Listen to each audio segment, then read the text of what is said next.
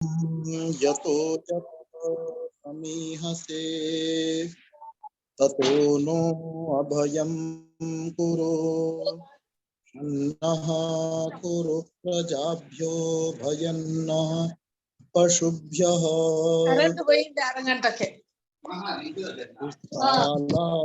जनवच्छिन्नानन्तचिन्मात्रमूर्तये स्वानुभूत्येकमानाय नमः शान्ताय तेजसे निरतमीशस्य भक्तौ रे मनस्त्वं नो कुतो भवसि पतितमालस्य जाले त्वं कियत्कालं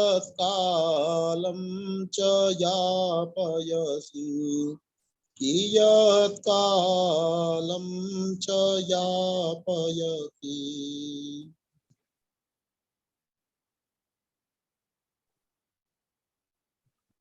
श्रद्धेय बहन निर्मला नीलम जी, जिन्होंने इस सत्र को आरंभ किया, हम सभी को जोड़ा, किन्हीं कारणों से अभी वो हम सबके साथ में जुड़ नहीं पाती हैं और मुझे आशा है जल्दी ही वो फिर हमारे बीच में होंगी।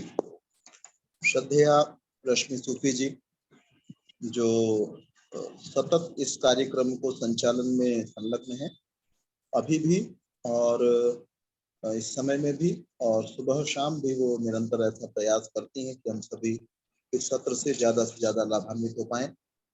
रेखा सिंघल जी, जो बहुत कम बोलते हैं लेकिन निरंतर हमारे इस उद्देश्य को पूर्ण करने में, वैदिक विचारधारा को जन जन तक पहुंचाने में हमारे सहयोगी हैं। अन्य सभी सहयोगी गण और आप सभी जुड़े हुए सज्जन, विवाह के ऊपर चर्चा चल रही है। पहले भी कुछ चर्चा, ये तो सारा संबंध ही विवाह से आरंभ होता है।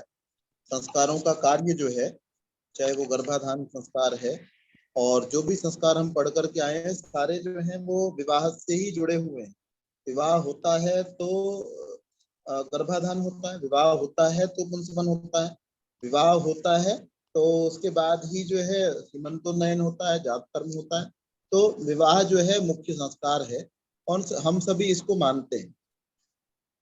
विवाह एक संस्कार है और विवाह से पूर्व भी संस्कार किया जाता है। बहुत सारी बातें हम इसके अंदर पढ़ेंगे, सुनेंगे, चर्चा होगी। हम लोग ये थोड़ा सा विचार करें, विवाह करके बहुत कम लोग आपको प्रसन्न दिखाई देते हैं। प्रायः आप किसी के जीवन में अंदर जाकर के प्रवेश करने की कोशिश करें, किसी से जानने की कोशिश करें, विवाहित व्यक्ति से, कि क्या आप प्रसन्न हैं, और उसके कारण से देखने में क्या आता है कि बहुत सारे लोग, हमारे ही बच्चे विवाह नहीं करना चाहते। वो हमारी स्थितियों को देख करके, वो ऐसी एक बड़ी कम्युनिटी तैयार है जो ये चाहती है, जो ये कहती है कि मुझे तो विवाह नहीं करना। और कुछ लोग हम में से, हमारे जो बच्चे हैं, वो प्रेशर में आने के बाद में विवाह करते हैं कि हम लोगों को उनको बहुत मनाना पड़ता है, बहुत तैयार करना पड़ता है। क्यों? क्योंकि उन्होंने आस पड़ोस में, अपने मित्रों में, सब जगह उन्होंने ये देखा कि विवाह करके व्यक्ति खुश नहीं है। तो जो हम संस्कार करते हैं, विवाह संस्कार भी जो हम कर रहे हैं, तो प्रसन्नता तो इसमें कारण होगा ही होगा। प्रसन्नता कारण है, प्रसन्नता के लिए आप विवाह कर रहे हैं और प्रसन्नता मिल नहीं पा रही है। जैसा आप अपने आसपास 10 व्यक्तियों को आप रैंडमली सेलेक्ट करके और पूछिए, तो कि और उनके करीब जाकर के पूछिए। एक तो होता है कि आदमी समझदारी में ये बात प्रकाशित नहीं करता कि अपने घर की बातें बाहर नहीं कहनी चाहिए, ये समझ करके व्यक्ति बाहर कहता नहीं है। लेकिन वास्तव में वो कभी कभी एकांत में इस बात को कह देता है, जो बात वो बहुत लोगों को नहीं बताना चाहता। जब आप उसके करीब हो जाते हैं, या वो आपको अपने करीब महसूस करता है, बेशक आप करीब ना हुए हो, लेकिन उसको महसूस होता है कि ये मेरे करीब है, तो वो आपको चर्चा कर देता है। और कुछ लोग तो करीब हो या ना हो, सबके सामने खुलेआम चर्चा कर देते हैं। कितने आपके केसेस जो हैं वो न्यायालयों के अंदर पेंडिंग है इसी बात को लेकर के कि विवाह करके वो प्रसन्न नहीं थे। आप देखेंगे कि कितने केसेस हैं, तो बहुत सारे आपको शायद करोड़ों की संख्या में केसेस प्राप्त हों जो सुप्रीम कोर्ट में चल रहे हैं, या लोअर कोर्ट में, या सेशन कोर्ट में, या हाई कोर्ट के अंदर मुकदमे चल रहे हैं। तो क्या विवाह जो है, जब विवाहों से मुकदमे हो रहे हैं, जब विवाह करके आदमी खुश नहीं है, विवाह करने के बाद कहता है जी बच्चों के कारण इकट्ठे हैं जी, मजबूरी है जी, कहाँ जाएं जी, मजबूरी में आदमी इकट्ठे होकर के बैठा हुआ है। तो विवाह करके व्यक्ति खुश रहे। हम जो विवाह संस्कार के बारे में पढ़ रहे हैं, जान रहे हैं, हमारी संस्कृति कुछ बता रही है, तो ये जो हमको बताया, सिखाया, सुनाया जा रहा है, तो इसका उद्देश्य ये है कि हम लोग जो हैं वो इसमें प्रसन्न रह पाए। तो इस पर आप कल आप लोग आपस में भी बातचीत कीजिएगा, कुछ प्रश्न हो उनको लिख लीजिएगा। कल मैंने रश्मि जी से कल चर्चा की थी कि कल का सेशन, क्योंकि विवाह को लेकर के बहुत सारी बातें हमारे मन में हो सकती हैं, कुछ चर्चाएं मैं अपनी तरफ से भी करूंगा, कुछ बातें आपकी ओर से आएंगी, तो आप लोग भी उसमें शामिल हो पाएंगे। और परसों में उसको लेकर के भी फिर और बातचीत, जो कॉमन आप लोगों के विषय होंगे, है ना, कुछ बातें कॉमन होती है, कुछ प्रश्न कॉमन होते हैं, कुछ शंकाएं कॉमन हो सकती हैं, तो कुछ विचार कॉमन हो सकते हैं, उनको लेकर के बातचीत करने का प्रयास जो है परसों रहेगा। कल आप लोग ही आपस में चिंतन करेंगे और उस बात को रखेंगे और उनको नोट कर लिया जाएगा। तो विवाह करके आदमी खुश हो, है ना, हमारे हर काम का उद्देश्य प्रसन्न होना है। तो विवाह का तो विशेष आप देखें, जितना विवाहों पर व्यक्ति व्यय करता है उतना और किसी संस्कार पर तो नहीं करता, है ना। विवाह जब करने के लिए जाता है तो बड़े अपने हिसाब से वो बहुत प्रसन्न होता है। प्रसन्नता के लिए ही विवाह किया जाता है, प्रसन्नता पूर्वक किया जाता है। ऐसा बहुत कम होता है कि विवाह के समय में लोग जो है ना अप्रसन्न हो, है ना। विवाह प्रसन्न होकर के किया जाता है, प्रसन्नता के लिए किया जाता है। तो हम विवाह करके प्रसन्न होते क्यों नहीं? बात यह है कि आप मतलब होते क्यों नहीं है, इसलिए कहा जा रहा है कि अगर 10 में से 9 व्यक्ति ये कह रहे हैं कि मैं विवाह से प्रसन्न नहीं हूं, तो हम विवाह करें ही क्यों? जब विवाह करके आदमी दुखी हो जाता है, तो क्या ऐसा कोई मार्ग है कि विवाह करके आदमी प्रसन्न हो? हर अन्य वस्तु की के साथ में, हर अन्य क्रिया के साथ में, यहाँ पर भी आपके मस्तिष्क के विकास पर निर्भर करता है कि आप विवाह करके प्रसन्न होंगे या नहीं। अगर आप प्रसन्न नहीं है, मान लीजिए विवाह तो कर लिया गया है, और विवाह करके पति और पत्नी विशेष रूप से ये दोनों प्रसन्न नहीं है, दोनों ही एक दूसरे से नाखुश होते हैं प्रायः करके। ज्यादातर, बहुत कम लोग होते हैं, आप एकदम अचानक पूछ लें जी आप में से कौन कौन है, तो पति पत्नियों के बहुत से जोड़े बैठे हों, और आप में से कौन कौन है जो ये बता सकें कि जो जो आपस में एक दूसरे से पूरी तरह से खुश हैं, तो वो तुरंत हाथ खड़ा अपना कर लेंगे। बहुत विरले ही कोई होते हैं, और ये वास्तविकता है। तो इसको हमको कैसे, क्या किया जाए कि विवाह करके मनुष्य प्रसन्न हो जाए? प्रसन्नता के लिए जो मुख्य कार्य किया जाता है, आप देखें, आप बच्चों से पूछें तो वो यही समझते हैं, वो अपने कर्तव्य को लेकर के नहीं समझते, वो ये समझते हैं कि विवाह जो है हमारी प्रसन्नता को बढ़ाने वाला है, ये हमारे आनंद को बढ़ाने वाला है। तो हमारा आनंद बढ़े इससे, और हम आनंदित जीवन भर रहें। आनंद महीने 2 महीने के लिए ना बढ़े कि जब आप बच्चे घूमने के लिए गए उस समय उनका आनंद बढ़ा हुआ हो, उस समय उनको अच्छा लग रहा हो, अभी तो ये सारा का सारा जीवन उनका उत्सव हो जाए, ऐसा कब हो सकता है?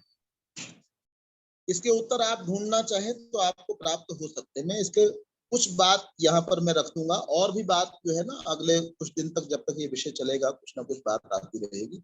आप चाहे तो इन पॉइंट्स को आप नोट कर लीजिए, मेरा निवेदन ये है, अगर कोई कर सकते हैं तो इनको नोट कर लें, और जिससे रिपीटिशन ना हो सकता है 10वें दिन फिर दोबारा वही चर्चा होती रहे।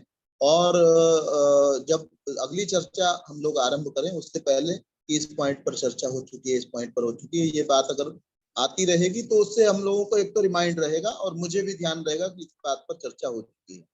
तो एक कारण मैं ये देना चाहूंगा कि क्यों हम लोग दुखी हो जाते हैं।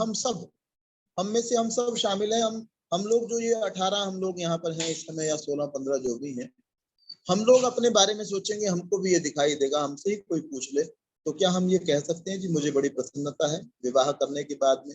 या अपने आसपास जब भी हम देखेंगे तो हम ये चीज पाएंगे। तो एक कारण मैं आपके सामने रखना चाहूंगा क्यों हम दुखी हो जाते हैं। हम जहां जहां पर भी दुखी होता है उसका भी यही कारण होता है, और विवाह में विशेष रूप से ऐसा होता है। क्योंकि हम वहां पर अपेक्षाएं ज्यादा रखते हैं। एक लड़की ये अपेक्षा रखती है, वस्तुओं की अपेक्षा प्राय करके रखती है, कि जैसे मेरी किसी और सहेली को जितने सुख प्राप्त हुए हैं उतने ही सुख मुझे प्राप्त हो जाए। ये जितनी अपेक्षाएं ज्यादा हैं, ये महात्मा बुद्ध का ये कहना है कि दुख का कारण ही अपेक्षा है। आप जो जो आप चाहते हैं बहुत सारी चीजें, उन आपकी चाहत के कारण से, उन आपकी इच्छाओं के कारण से आप दुखी होते हैं, क्योंकि आप कुछ चाह रहे हैं। आप चाह रहे थे कि खीर के अंदर इतना मीठा होना चाहिए, वो खीर उतनी मीठी नहीं थी, तो आप दुखी हो गए क्योंकि आपने चाहा था। खीर मीठी होने से प्रसन्नता नहीं देती, खीर फीकी होने से दुख नहीं देती।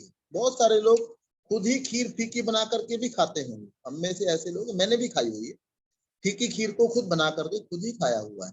लेकिन मुझे कष्ट कब होता है, जब मैं अपेक्षा ये कर रहा था कि ये खीर मीठी होनी चाहिए थी और इतना मीठा होना चाहिए था, उससे ज्यादा हो जाता है तो भी मैं दुखी हो जाता हूँ, उससे कम हो जाता है तो भी मैं दुखी हो जाता हूँ। मैं वास्तव में विवाह करने से पूर्व चीजों को एक्सेप्ट करना नहीं सीखता। अगर व्यक्ति इस बात को सीख ले कि जो चीज जैसी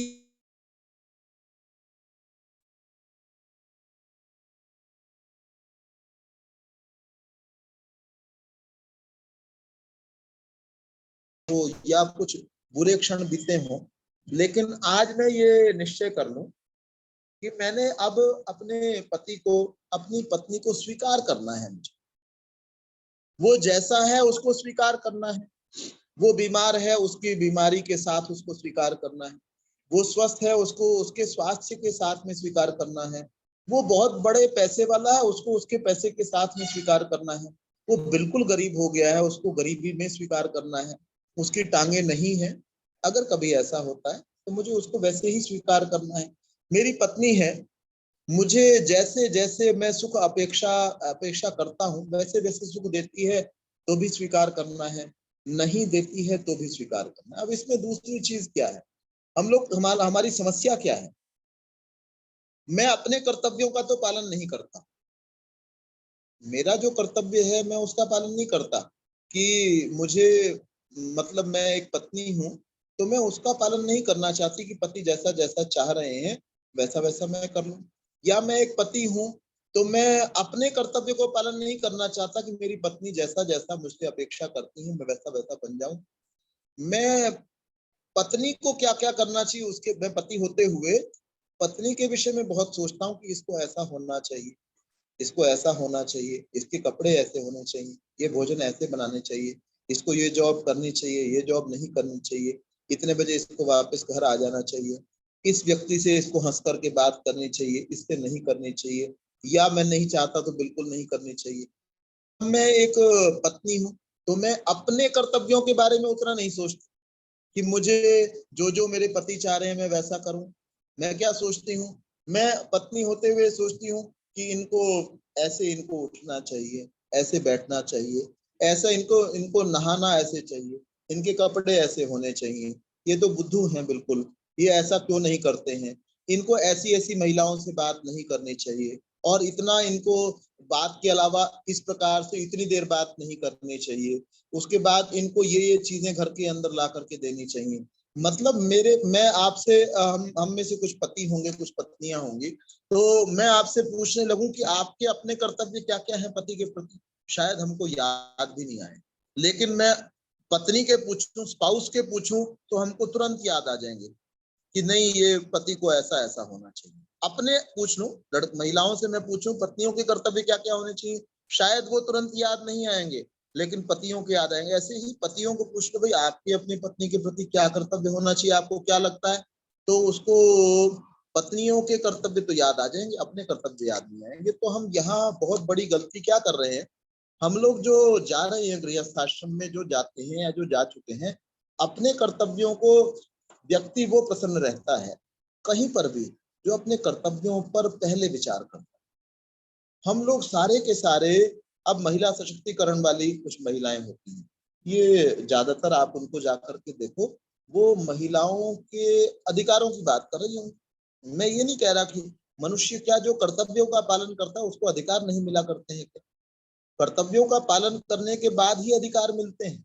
तो ये बात मनुष्य समझ नहीं पाता कि मुझे अपने कर्तव्यों का पालन पहले करना है।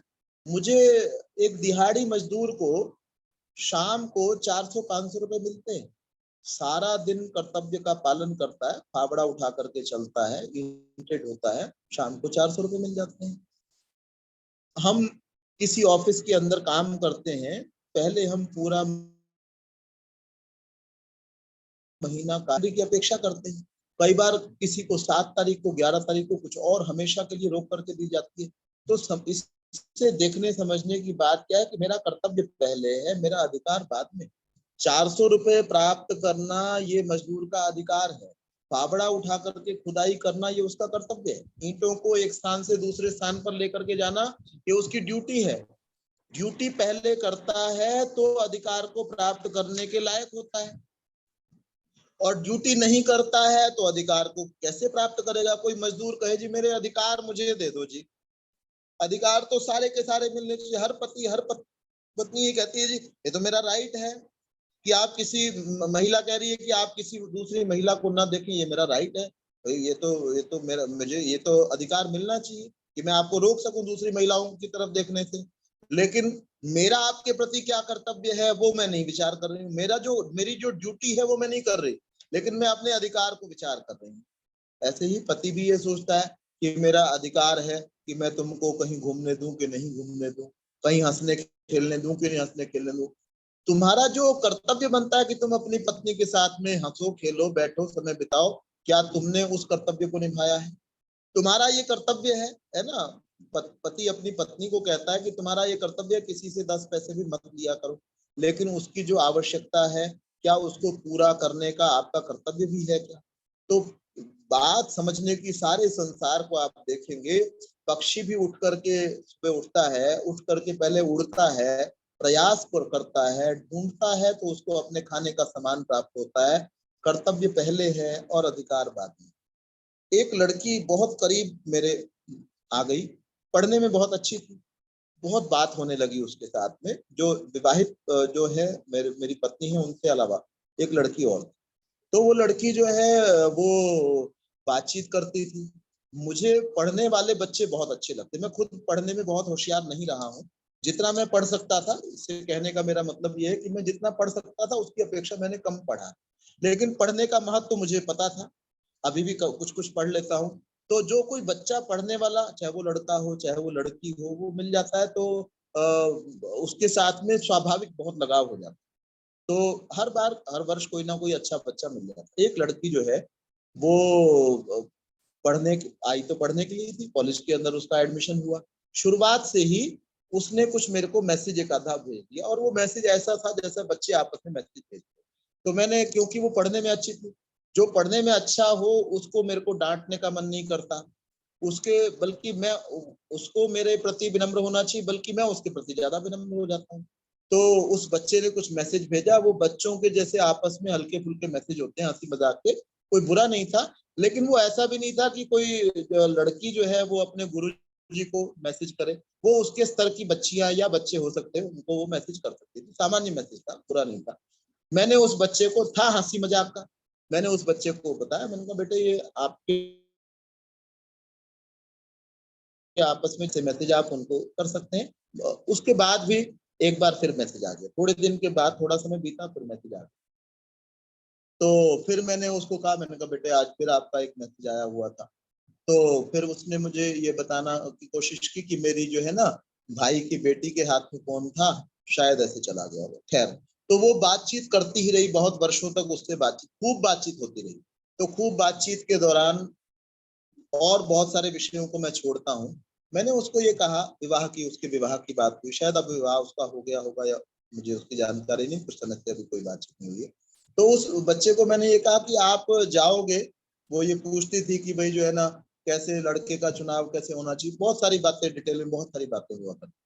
तो मैंने उस बच्चे को ये कहा, मैंने कहा बेटे आपने एक कार्य करना है कि आपने 3 वर्ष तक केवल अपने कर्तव्यों के बारे में सोचना, जैसा जैसा आपके पति चाहते हैं वैसा वैसा आपको करना है।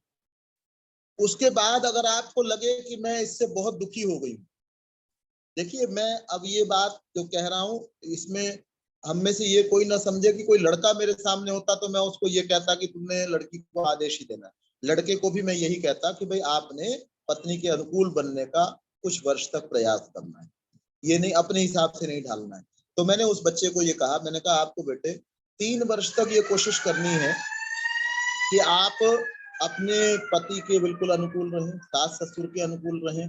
उसके बाद अगर आपको लगे कि मैं बहुत दुखी हो गई, ये बात मान करके, मेरी जो बात मैं आपको कह रहा हूँ, अगर आप मेरा सम्मान करते हैं, आप मेरी बात मान सकते हैं, तो आप ने ये बात मेरी माननी है कि आपने उनके अनुसार चलना है 3 वर्ष तक। और उसके बाद अगर आपको लगे आप बहुत दुखी हो गए हैं तो आप बेशक इस बात को छोड़ दीजिएगा, अपनी मर्जी कीजिएगा, लेकिन पहले आपको अपने कर्तव्य का 3 वर्ष तक निष्ठा पूर्वक पालन करना है। तो मेरा निवेदन हमारा, मैं सबसे यही कहना चाहूंगा, आप इस बात को दुनिया को बताएं, आपके अपने बच्चे हों, आपके भतीजे, सब हम परिवार वाले लोग हैं, और अपने संपर्क में जो भी व्यक्ति आता है कि पहले हम अपने कर्तव्यों की बात करें, और जीवन भर जो कर्तव्यों का निर्वाह करता रहेगा वो प्रसन्न भी हो जाएगा।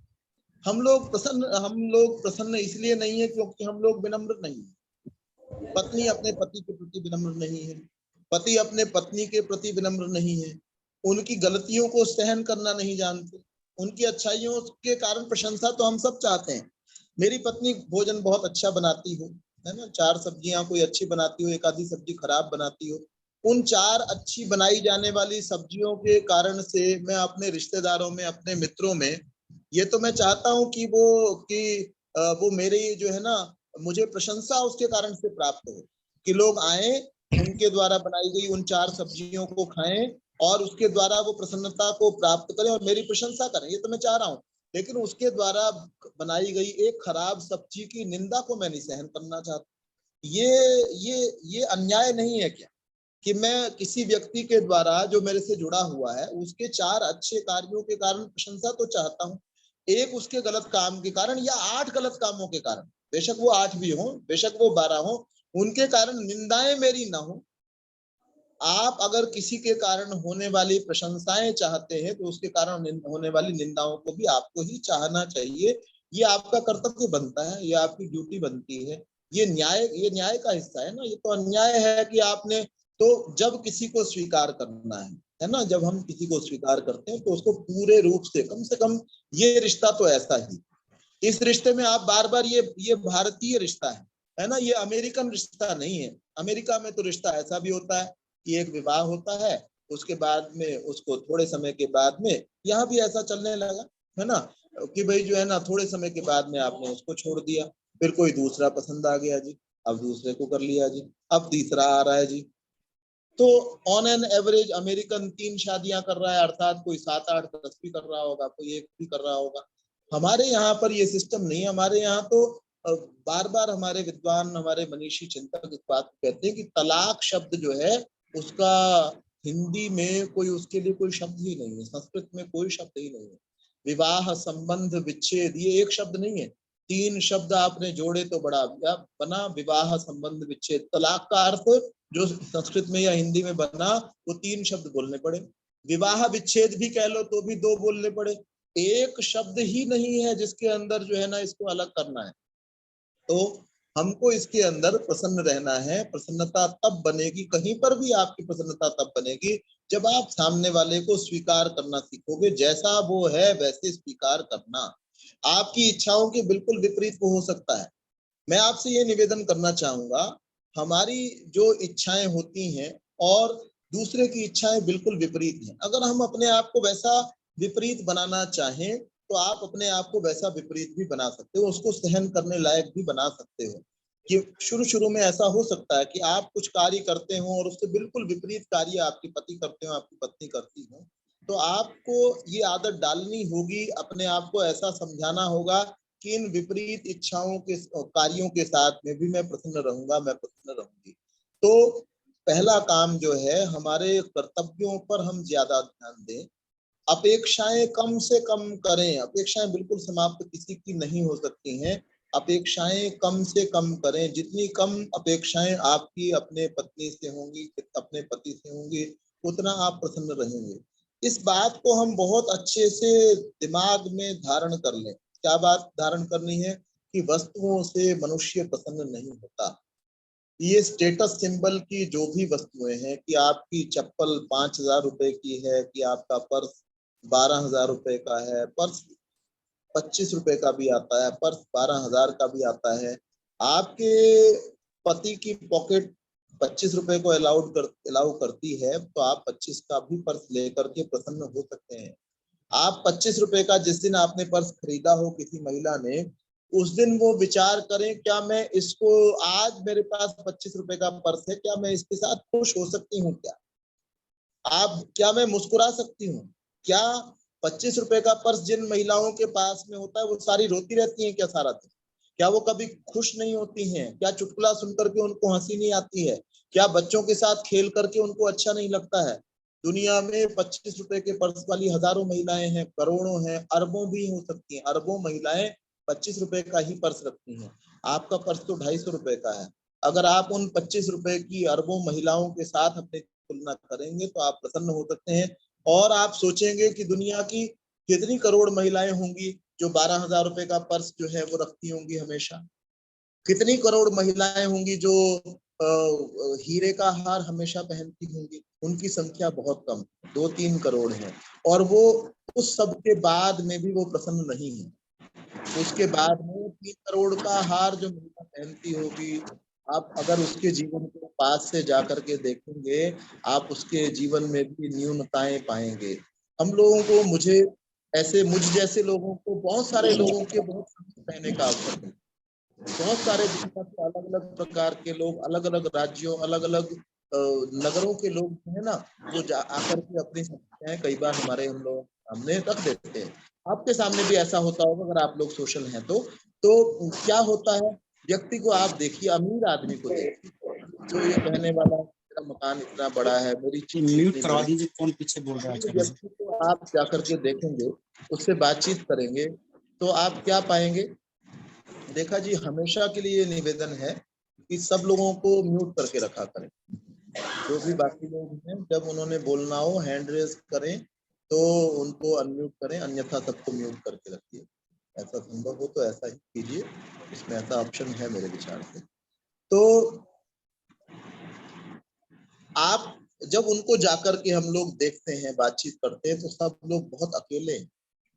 वो जो हीरों के हार वाला व्यक्ति है, पुरुष है, स्त्री है, वो जो सबसे अच्छे अच्छे घरों वाले जो ये व्यक्ति है, ये भी अगर हीरों के हार से प्रसन्नता संभव होती तो वो लोग सब प्रसन्न होते। वो बहुत अकेला अपने आप को अनुभव करते हैं।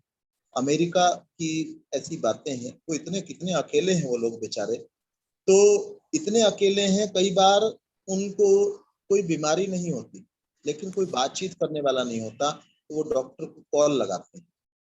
आपके यहाँ आप आसपास पार्क में शाम को चले जाओ, कोई ना कोई आपसे बातचीत करने वाला मिल जाएगा। लेकिन वहां वो इतने अकेलेपन में हैं, जब वो बहुत परेशान हो जाते हैं अकेलेपन से, तो वो डॉक्टर को फोन करते हैं, डॉक्टर मुझे सिर में दर्द महसूस हो रहा है, एक बार मुझे आकर के चेक कर दीजिए। तो डॉक्टर आएगा, डॉक्टर की फीस पे करते हैं केवल इसलिए कि वो आएगा, 5-10 मिनट मेरी उसके साथ में बात हो जाएगी। तो संपन्नता में हमको, मैं ये नहीं कह रहा कि हमको धन नहीं कमाना चाहिए, लेकिन अगर धन का अभाव है और कोई पत्नी जो है वो बार बार पति को इस बात के लिए टोकती है, ताने देती है कि तुमने जिंदगी भर में किया ही क्या है, तुमने मुझे जिंदगी भर में दिया ही क्या है। देखो, अगर कोई पति ऐसा है कि वो कमाता तो एक महीने में 10 लाख रुपए है, और पत्नी को ये कहता है कि तुमको 10,000 रुपए ही मिलेंगे, इस 10,000 रुपए में तुम रोटी भी करो, सारा खर्चे करो, तब तो मैं कहता हूँ कि पति जो है वो अच्छा नहीं है ना। तब तो हम कह सकते हैं कि पति जो है वो अच्छा नहीं है। लेकिन अगर पति की इनकम कम है और उसको ये पता है कि बच्चों ने बड़ा होना है, बच्चों की हायर एजुकेशन है, बच्चों के विवाह है, मकान की कोई किस्त भी है, तो वो अगर कुछ कमा करके और उसमें से कुछ दे रहा है, तो हमको उसको ताने देना उचित नहीं। वो 8 घंटे मेहनत भी करता है। अगर कोई व्यक्ति 8 घंटे मेहनत नहीं कर रहा है ना, कोई भी व्यक्ति जब स्वस्थ होता है, आपने छोटा बच्चा देखा है, सबने छोटे बच्चों को देखा है, छोटा बच्चा जब वो जाग रहा होता है, जब वो सो नहीं रहा होता, और जागते हुए जब वो बीमार नहीं होता, तो